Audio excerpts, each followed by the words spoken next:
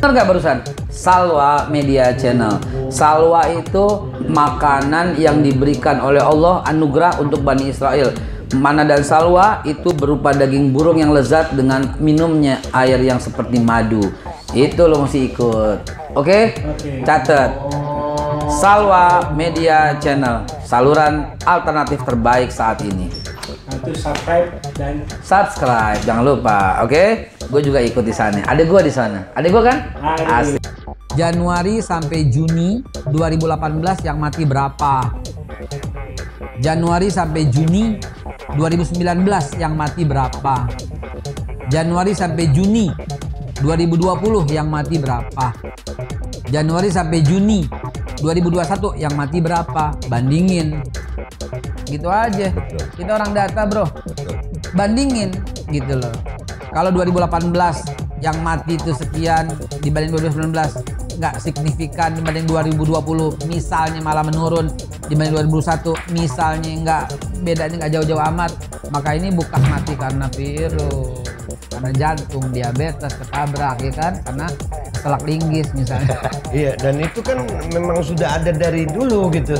Dari awal ini udah kebingungan kita sempat ketakutan, tapi ternyata seperti yang Mbak Be bilang, di Wuhan sana tiba-tiba mati di jalan. Sampai hari ini, Be, yang katanya serem nih, sekarang nih saya belum pernah lihat orang mati di jalan. Yang tiba-tiba begitu. Belum pernah saya. Nggak tahu kalau ada yang lihat ya. Tapi angka kematian kan tinggi, brother. Ini angka kematian tinggi itu kan angka, dan ini beredar di media sosial. Nggak sedikit yang bukan mati karena COVID, di-COVID-kan. Sudah ada. Apakah itu ada buktinya? Ada, beredar di media sosial. Bisa dibuktikan? Bisa. Lah, sudah beredar juga di media sosial. Yang lucunya, yang kayak saya di take down, yang kayak begitu dibiarin. Sebentar. Ada dia nggak COVID? Minta maaf nih, Be. Tapi di COVID-in? Minta maaf nih, ada yang lebih parah.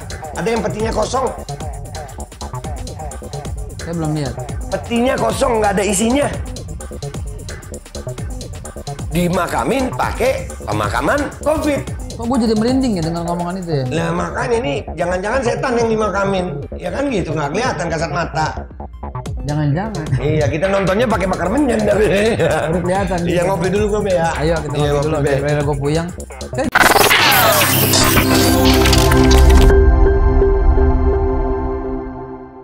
Assalamualaikum teman-teman sekalian. Saya tuh menghabiskan waktu sebagian besar buat ini, ya, dan nggak kelar-kelar. Tahukah teman-teman sekalian, begitu ada corona, nah ini berkahnya. Jadi ini baru jilid 1 memperjuangkan atau perjuangan menegakkan tauhid gitu. Sejak zaman Nabi Ibrahim, bagaimana Nabi Ibrahim memperjuangkan, bagaimana para nabi sampai ke Wali Songo, sampai Islam Nusantara. Bahkan untuk kita sekarang juga ada loh kebagiannya. Apa itu? Pahala dalam aksi tolak RUU HIP. Kenapa saya katakan ada pahala? Karena niat kita baik buat Indonesia, niat kita baik buat ketuhanan yang Maha Esa, nggak boleh digeser-geser. Dan itu sama dengan perjuangan tauhid. Lalu bagaimana relevansinya? Saya habiskan waktu untuk buku ini. Teman-teman milikin, karena ada mutiara-mutiara yang luar biasa yang selama ini kita nggak tahu. Keturunan Nabi Ibrahim lah, ada yang dibilang budak dari Sarah, dari Hajar, maaf, kita patahkan pendapat itu, dan macam-macam yang lain. Juga masuknya Islam ke Indonesia yang ternyata sejak zaman para sahabat, saya ungkapkan semua dalam buku ini. Miliki, beneran penting banget, nggak bakal ada di mana sekolah-sekolah gitu ya, karena ini sangat detail. Terima kasih untuk Anda.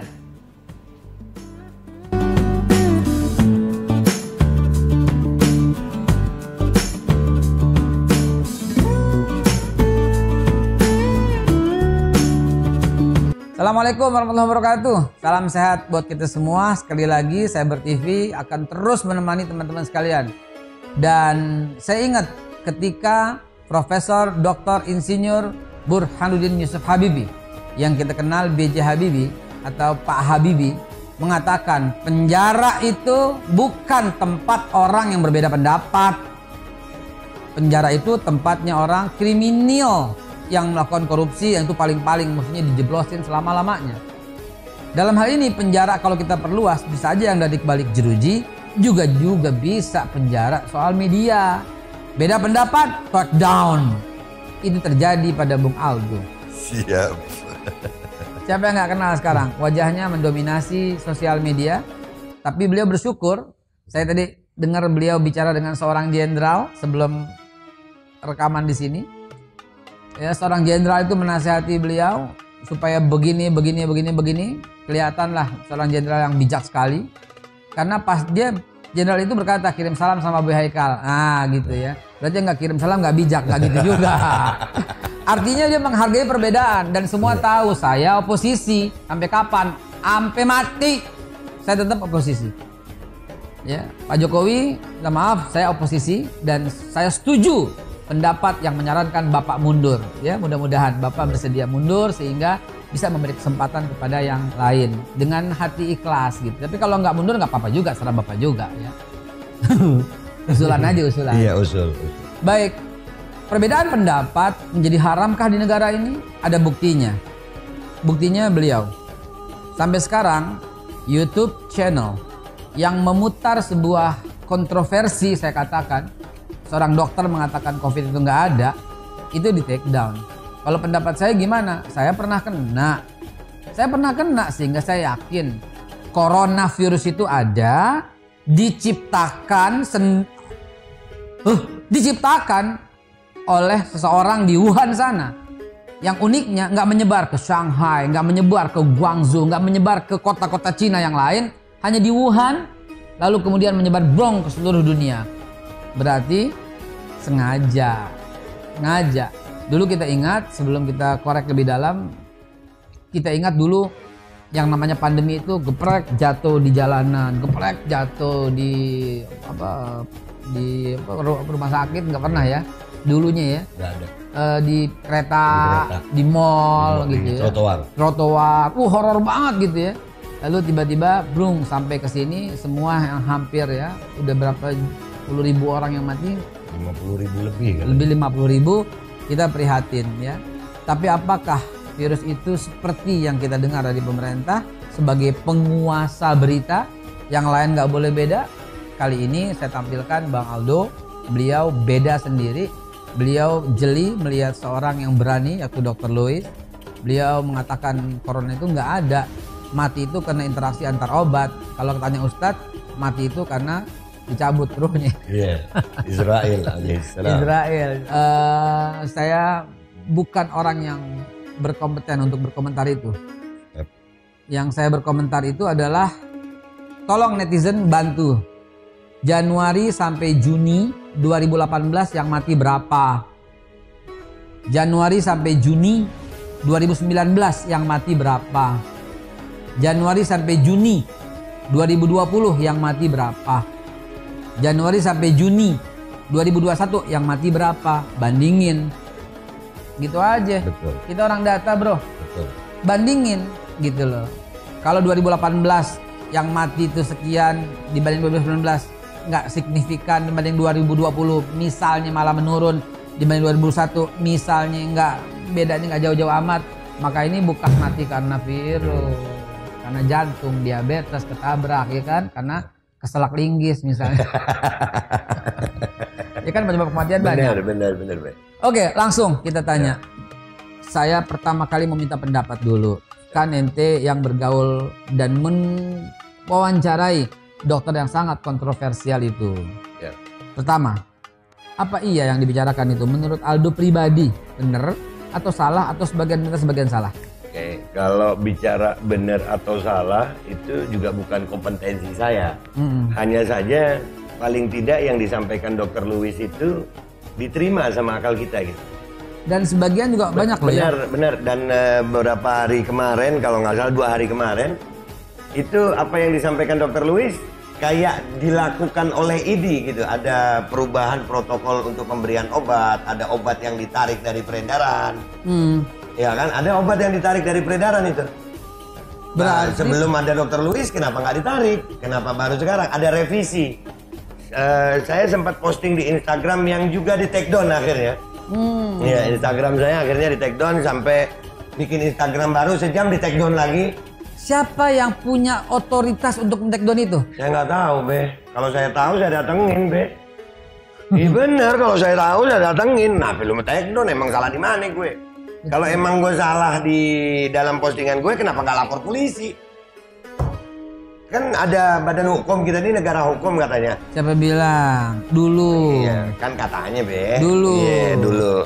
Kenapa saya katakan dulu? Kerumunan di mana-mana banyak. Ada 2036 lebih kasus kerumunan yang dilaporkan oleh Bawaslu, KPU dan yang berkepentingan. Cuma satu yang diadilin gitu.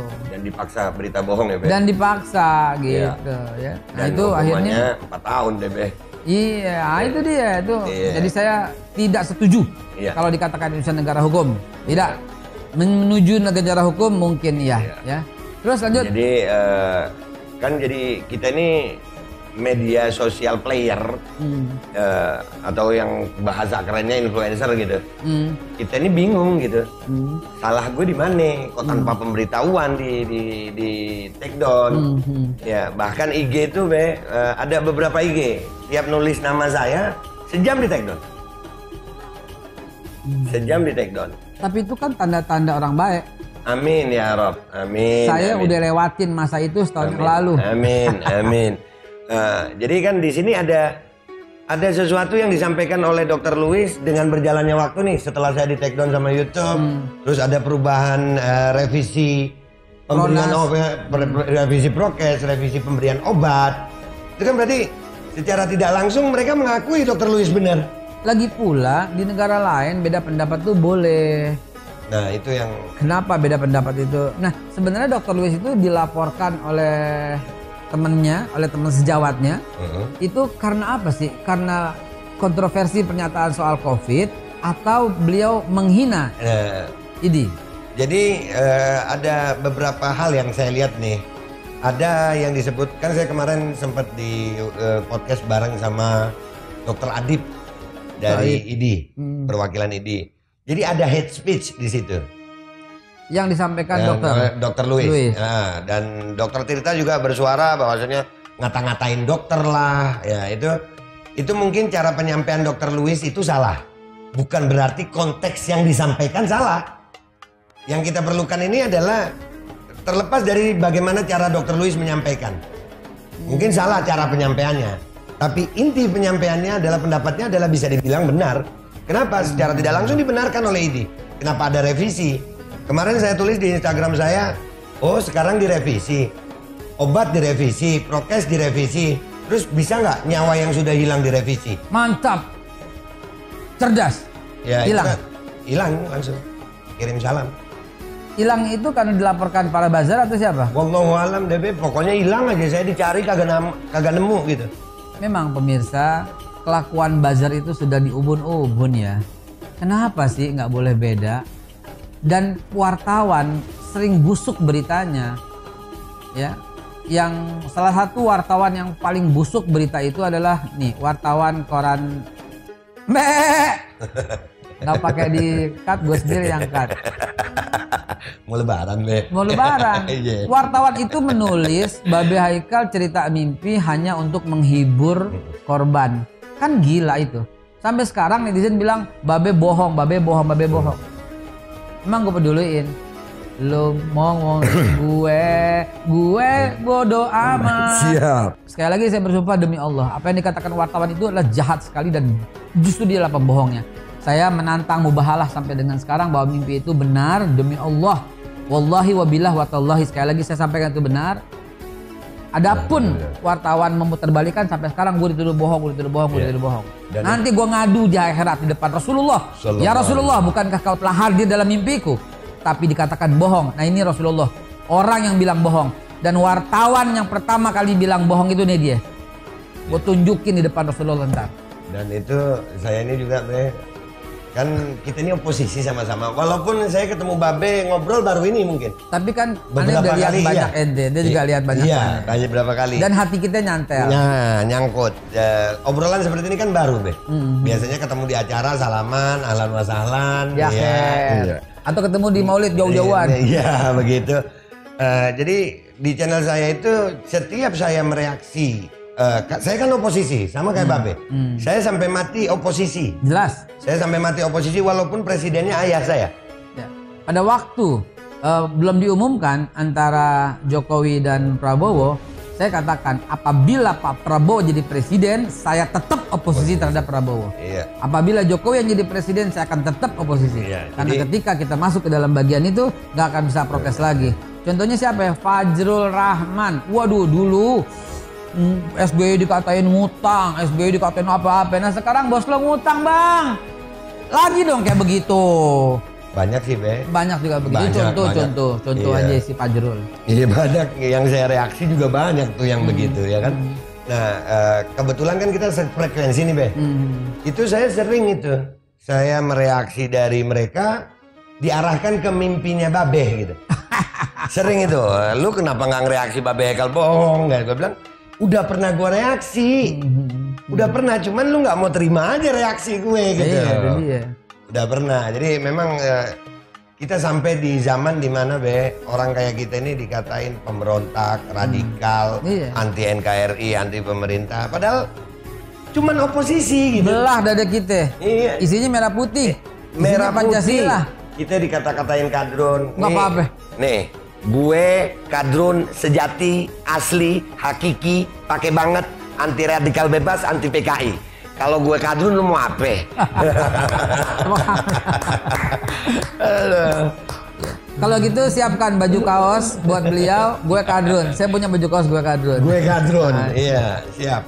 Teman-teman sekalian, kok jadi kesana kemari ya, jadi ajang curhat gitu ya. Kita biarin sebentar, ada yang mau lewat, setelah itu kita lanjutkan setelah pesan-pesan berikut ini. Kita rehat sejenak. Kita lagi ngopi di Extenin. Oke, nggak apa-apa, lanjut. Siap. Kenapa jadi curhat barusan? Nggak apa-apa. Itu bagian dari menyampaikan satu kebenaran, begitu ya. Baik, Bang Aldo, masuk lagi ke topik kita utama. Sebenarnya saya mau nanya pendapat pribadi Bang Aldo pribadi. Ya. Kenapa ya? Karena Bang Aldo walaupun bukan seorang dokter, tapi orang yang mumpuni untuk ditanya. Karena ente bukan masyarakat di paling low level tukang apa yang nggak pernah dengar. Ente baca berita. Ya. Ente berjumpa dengan banyak orang. Siap. Ente mendapat nasihat ini itu dari para jenderal yang barusan ente sudah dengar sendiri. Siap. Ente juga dengan media juga luar biasa dan mendapat kesempatan yang luar biasa mewawancarai dokter yang sangat kontroversi. Siap. Pendapat Bang Aldo tentang COVID. COVID ada tapi tidak sebahaya itu.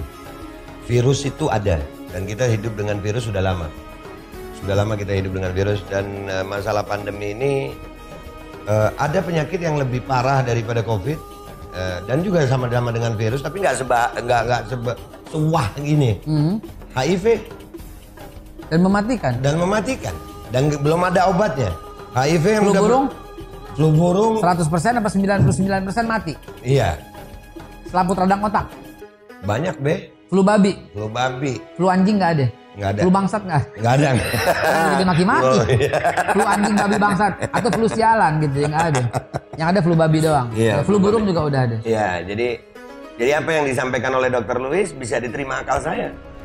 Dan suka nggak suka, justru pihak dari yang berwenang di sini saya tidak mengatakan pemerintah ya, dokter ini, ya itu jawabannya tidak memberikan jawaban yang baik bagi kami. Karena kebingungan terhadap pandemi ini sudah ada dari dulu, dari awal. Ente tahu nggak orang yang paling gede dosanya saat ini?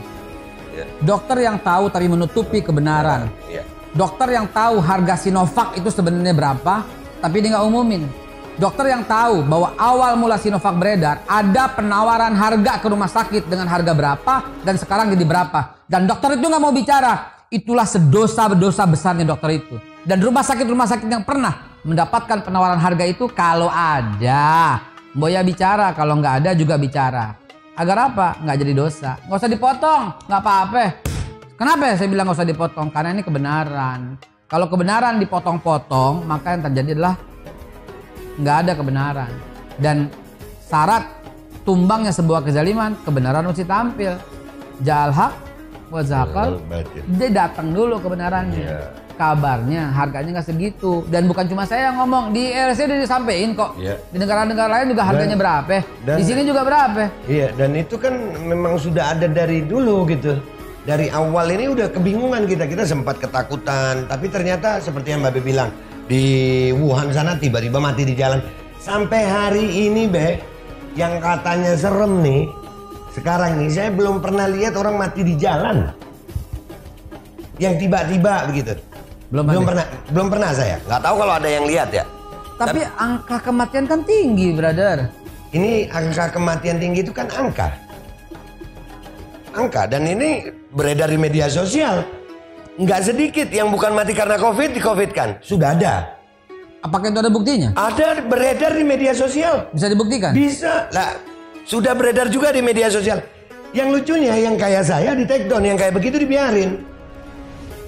Bentar. Dia nggak COVID. Minta maaf nih Be. Tapi di COVID-in. Minta maaf nih, ada yang lebih parah. Ada yang petinya kosong. Saya belum lihat. Petinya kosong, nggak ada isinya. Dimakamin pakai pemakaman COVID. Kok gue jadi merinding ya dengan ngomongan itu ya? Lah makanya ini jangan-jangan setan yang dimakamin. Ya kan gitu, nggak kelihatan kasat mata.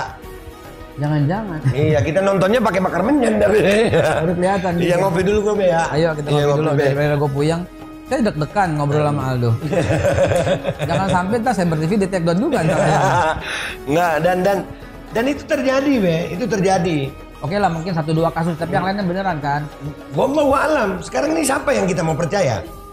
Saya dulu percaya Dokter Tirta nih, gue sebut lagi namanya. Saya dulu percaya Dokter Tirta. Karena saya lihat dia dulu nggak ada kepentingan, dia ngomong vokal, pokoknya ceplos-ceplos. Saya percaya. Tapi kenapa setelah dipanggil berubah kalimatnya? Dokter Tirta, kalau Anda mendengar acara ini, salam sehat. Iya. Dan tolong direvisi kata-kata Dokter Tirta, yang penting mangan. Dok, udah diuji belum dok? Gitu. Kalau saya sangat teruji berkata sesuai dengan hadis Nabi. Sumu tasihu. Begitu berasa nggak enak, secara alamiah tubuh kita tuh menolak makanan dok. Dan itu sebenarnya sinyal dari Tuhan. Jangan kasih makan tuh virus. Biarkan tuh virus mati dengan cara bed rest, tidur total, dan puasa 18 jam atau 16 jam. Itu akan membuat virus lemah. Makan sedikit secukupnya, langsung tidur lagi, langsung puasa lagi. Bukankah dokter harus tahu perbandingan pengobatan? Di Jerman misalnya, itu ditidurkan dan dipuasakan. Dan ternyata tidak ada kasus kematian yang terjadi di Jerman secara signifikan dengan cara terapi seperti itu. Kalau dokter suruh mangan, nah ini kalau belum teruji bahaya juga. Saran saya, yuk kita berbagi ilmu pengetahuan sebanyak-banyaknya. Begitu Dokter Tirta, terima kasih. Nanti I call you. Iya, jadi kembali ke permasalahan tadi. Jadi akhirnya kami bingung nih, kita ini mau percaya yang mana gitu. Oke. Nah, akal sehat manusia kan ngelihat nih, ini kalau orang berubah kita nggak mau percaya, dan itu terbukti Be.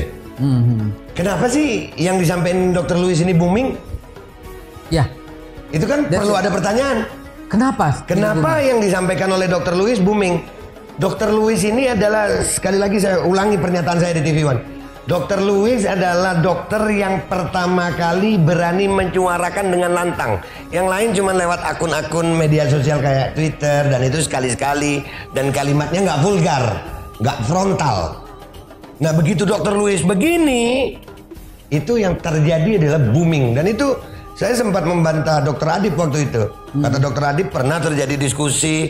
Loh kalau pernah terjadi diskusi dan disampaikan ke masyarakat nggak begini. Mungkin gini kali Bang, cara Dr. Louis itu menggunakan kalimat yang bisa dijerat Undang-Undang ITE dengan menyebarkan kabar yang tidak menyenangkan, memaki dengan kata apa?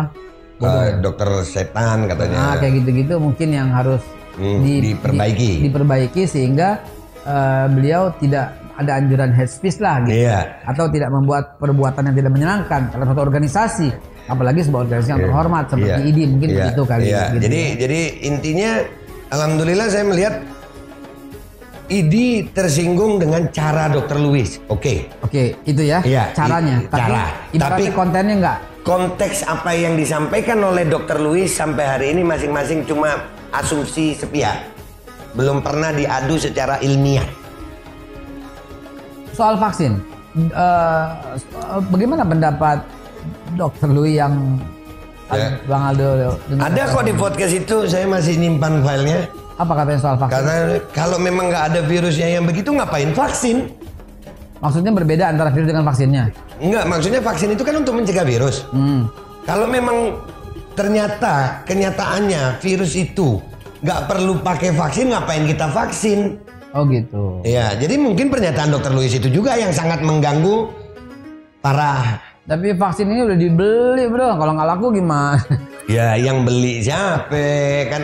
Gini, andai kata Sebentar, saya sebelum lanjut kita dengarkan dulu ucapan seorang anggota DPR yang sangat berani dan vokal, ya, namanya Ibu Ripka Ciptaning. Ketika awal-awal, kita dengarkan dulu ya, kita lihat cuplikan beliau soal ujung-ujungnya vaksin, jualan vaksin nih begitu ya. Iya, saya juga mereaksi. Mendengar itu ya, kita dengerin sebentar. Dari Maret lalu saya udah ngomong dalam rapat ini begitu ada COVID. Ini ujung-ujungnya jualan obat, jualan vaksin. Nanti habis ini obat rame. Habis ini stunting. Udah tahu nih, udah dipola kayak begitu kesehatannya nih untuk dagang. Saya cuma ingatin nih, ya negara tidak boleh berbisnis dengan rakyatnya loh. Tidak boleh. Mau alasan apa saja tidak boleh. Saya yang paling kencang nanti tuh memasalahkan itu. Pemirsa, betapa gamblangnya ya yang saya hormati Ibu Ripka Ciptaning. Dia seorang dokter dan dia berkata, "Nih ujung-ujungnya jualan obat nih." Saya ingatkan loh, kata beliau ya, negara tidak boleh berbisnis dengan rakyatnya. Dan nyatanya sekarang nggak bisnis kan, digratisin kan? Ada yang bayar juga, Be. Ada yang bayar? Ada. Udah dicopot yang bayar, katanya semua mesti gratis.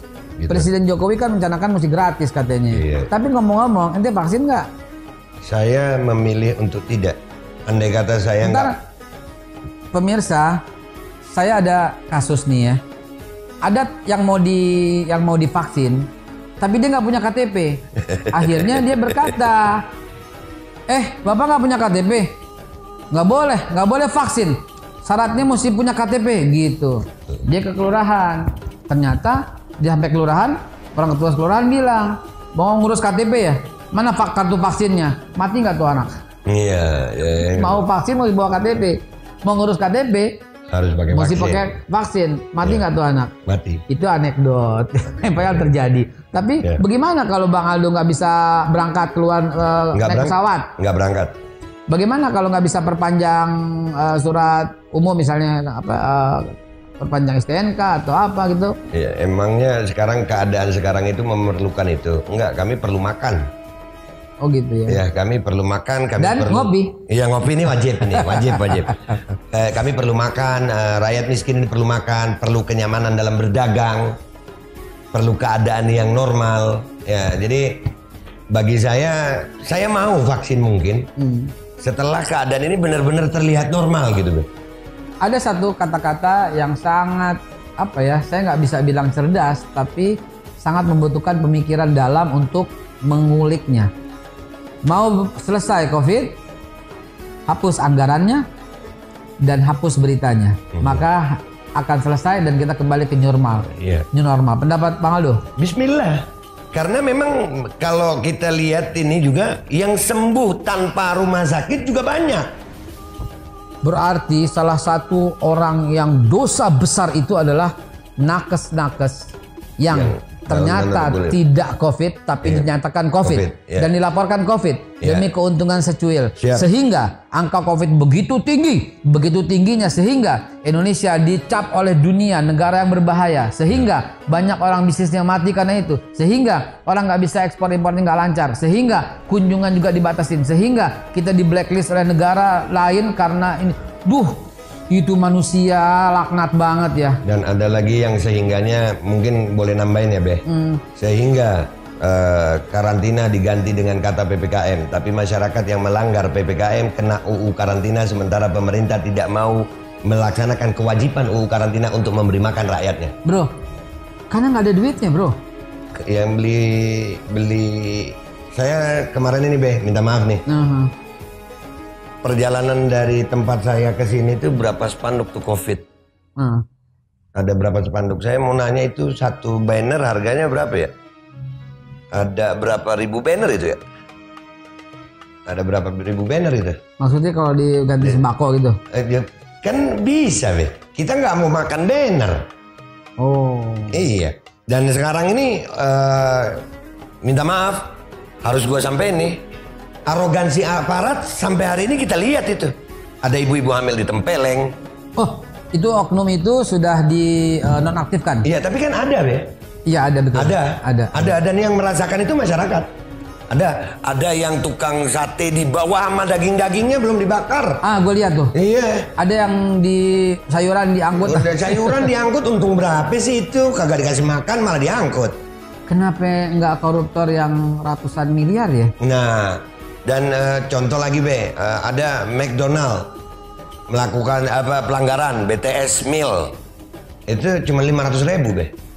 Apa itu? Per gerai dendanya. Tapi kan dia punya banyak gerai. Ya, apa semua tuh? Di Bandung itu ada 12 gerai. 500.000 kali 12 6 juta cuman, Be. Oh, gitu. Ada tukang bubur di Tasikmalaya 5 juta. Tukang bubur? Iya, gang bubur satu gerai 5 juta. Ya, berarti saya mulai yakin sekarang tukang bubur itu emang bisa naik haji. Kacau. Ya, kita ngopi dulu sambil kita menunggu closing statement dari tamu saya yang luar biasa ini. Alhamdulillah. Jadi ini semua karena COVID gitu, Be. Ini semua karena COVID. Jadi Anda setuju kalau pemerintah stop anggaran buat mayat? Iya. Yang COVID itu stop semua ya, stop juga berita yang bombastis, juga berita harus yang benar sebenar-benarnya. Iya. Juga dibandingkan dengan angka kematian tahun lalu dan tahun lalu dengan periode bulan yang sama. Iya. Apabila tahun kematian sekarang ini semua karena COVID, kalau kemarin enggak berarti nggak ada yang penyakit jantung. Yeah. Berarti sehat banget Indonesia ya. Yeah. Nggak ada yang jantung, nggak ada yang diabetes, nggak ada yang darah tinggi. Yeah. Ada. Itu baru mau saya tanya, mau saya sampaikan di sini. Penyakit sebelum ada COVID banyak yang membunuh. Sekarang nggak ada. Nggak ada. Padahal kata-kata rokok membunuhmu. Nggak ada mati ganti dong. COVID membunuhmu. Iya. Iya. Yang lebih lucu gara-gara COVID ini, Be. Sapi mau disuap, bingung saya. Sapi disuap. Tuh, ya Allah ngopi dulu gue, Be, takut salah ngomong. Gue jadi makin pusing ngobrol sama lo, Be. Iya, ini yang bikin pusing ononya, Be. Sapi disuap. Sapi. Gue bukan sapi, disuap juga. Berarti kita sama dong, Be. Kambing belum tahu nih, belum ada beritanya. Ada di Nigeria apa di Afrika gitu ya. Iya, kambing dites positif tuh kambing corona.